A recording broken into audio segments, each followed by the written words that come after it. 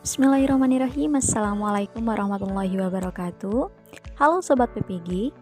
Pada kesempatan kali ini saya akan mempresentasikan terkait modifikasi rancangan pembelajaran, di mana presentasi ini sebagai tugas ujian tengah semester pemahaman peserta didik dan pembelajarannya.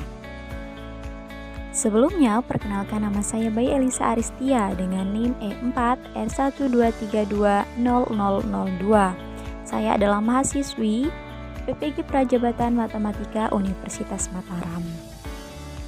Setelah melakukan analisis terkait modul ajar yang dibuat oleh Guru Pamong, ada beberapa hal yang menurut saya perlu dimodifikasi dan perlu ditambahkan dalam modul ajar tersebut. Adapun modifikasi rancangan pembelajaran secara garis besar di sini yang saya modifikasi dan yang saya tambahkan ada capaian pembelajaran, profil Pancasila, asesmen formatif, ada kegiatan inti dan lampiran-lampirannya. Berikut adalah gambaran secara detail hasil modifikasi yang saya lakukan. Yang pertama, di sini ada profil Pancasila dan capaian pembelajaran sebelum dimodifikasi. Untuk profil Pancasila, di sini Guru Pamong hanya memuat 3 aspek profil Pancasila. Yang pertama ada bernilai kritis, mandiri, dan bergotong royong. Nah, untuk capaian pembelajarannya itu sendiri dalam modul ajar tersebut tidak termuat di identitas utamanya, hanya saja capaian pembelajaran ini termuat di LKPD. Capaian pembelajaran menurut saya sangat penting dijabarkan di awal modul ajar tersebut di bagian identitas utama. Mengapa? Karena dari capaian pembelajaran ini kita akan dapat menentukan tujuan pembelajaran yang ingin kita capai. Sehingga dalam modifikasi ini saya menambahkan capaian pembelajaran pada modul ajar tersebut, di mana capaian pembelajaran adalah sebagai berikut. Di akhir fase D, peserta didik dapat membuat jaring-jaring bangun ruang seperti prisma, tabung, limas, dan kerucut, dan membuat bangun ruang tersebut dari jaring-jaringnya. Selanjutnya, pada profil Pancasila ini saya menambahkan beberapa aspek profil Pancasila, di mana ada beriman dan bertakwa kepada Tuhan Yang Maha Esa, lalu ada berkebinekaan global, gotong royong, mandiri, bernalar kritis, dan kreatif. Nah, aspek-aspek ini menurut saya sangat penting ditambahkan di dalam profil Pancasila ini karena akan memberikan output dalam pembelajaran, di mana nantinya untuk profil Pancasila ini akan berpengaruh kepada penilaian sikapnya.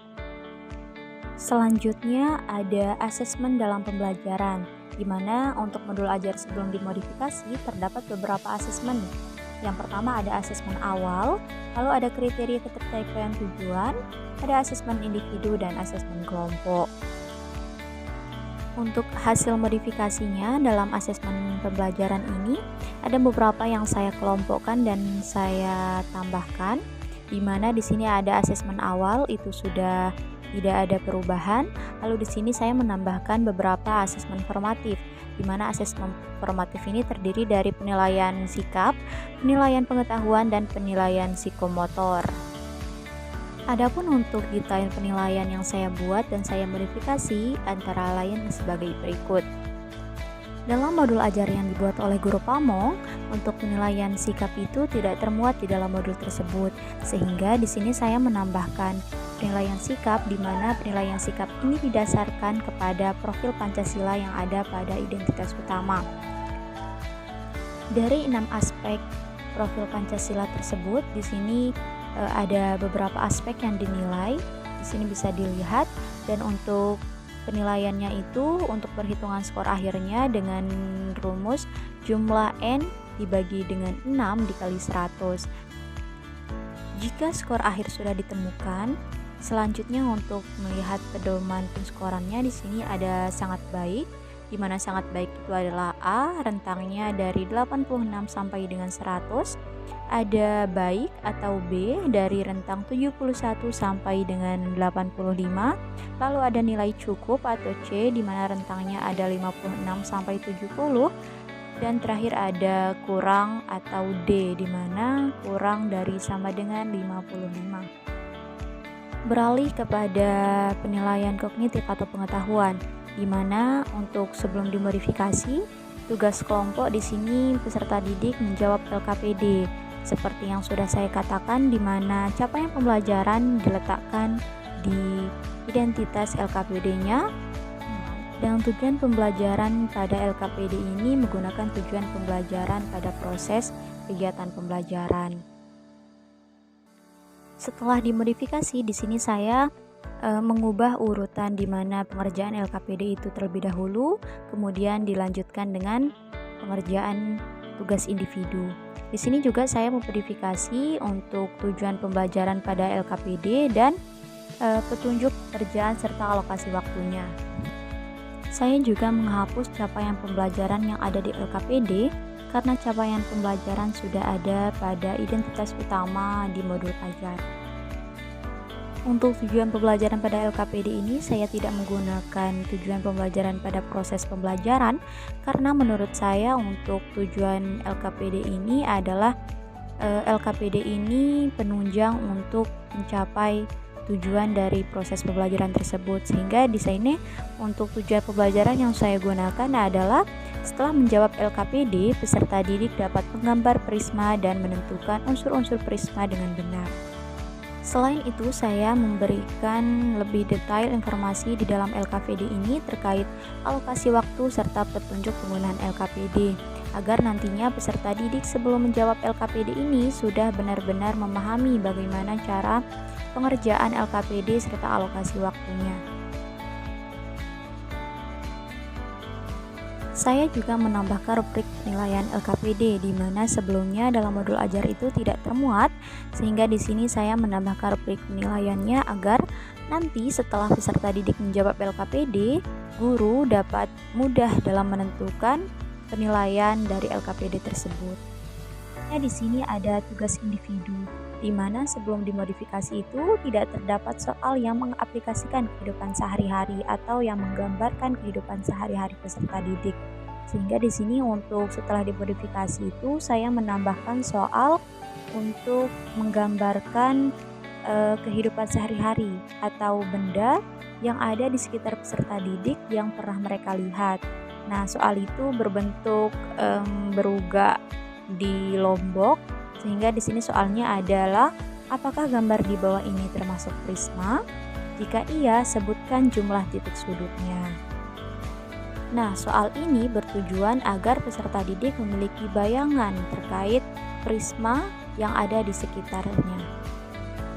Sama halnya dalam rubrik penilaian LKPD, untuk rubrik penilaian kegiatan kognitif secara individu ini tidak termuat di dalam modul ajar guru Pamong, sehingga di sini saya menambahkan rubrik penilaian individu, di mana di sini bisa dilihat jawaban dari soal yang diberikan di dalam tugas individu tersebut serta penilaian atau penskoran yang didapatkan dari setiap nomor. Selanjutnya di sini di dalam modul ajar sebelum dimodifikasi tidak termuat penilaian psikomotor atau keterampilan di dalam modul ajar. Sehingga di sini saya menambahkan penilaian psikomotor atau keterampilan di mana ada 4 aspek yang dinilai. Ada peserta didik dapat menggambar prisma dengan ukuran yang sesuai. Lalu ada peserta didik bisa menunjukkan unsur-unsur prisma melalui proyek yang dibuat. Lalu ada peserta didik dapat membuat jaring-jaring prisma.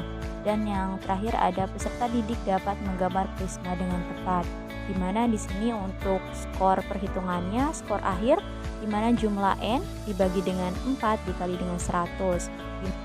Untuk pedoman penskorannya di sini sama dengan pedoman penskoran dari penilaian afektif, di mana sangat baik ada di rentang 86 sampai 100, ada baik ada di rentang 71 sampai dengan 85, di mana ada nilai cukup antara rentang 56 sampai 70, dan ada nilai yang kurang di mana ada di nilai kurang dari sama dengan 55.